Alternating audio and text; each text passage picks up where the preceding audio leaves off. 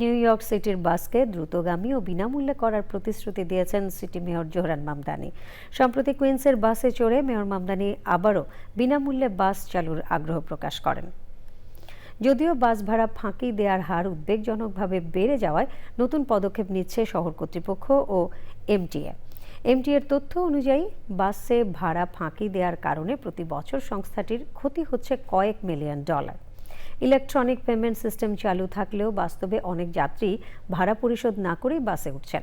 অবশ্য governor Kathy Hochul জানিয়েছেন, আপাতত কোনো বিনামূল্যের বাস কর্মসূচিতে অর্থায়নের পরিকল্পনা রাজ্যের নেই। ফলে একদিকে বিনামূল্যে বাস চালুর রাজনৈতিক প্রতিশ্রুতি, অন্যদিকে ভাড়া ফাঁকির কারণে বাড়তে থাকা আর্থিক ক্ষতি, এই দুইয়ের মাঝখানে দাঁড়িয়ে নিউ ইয়র্কের গণপরিবহন ব্যবস্থা।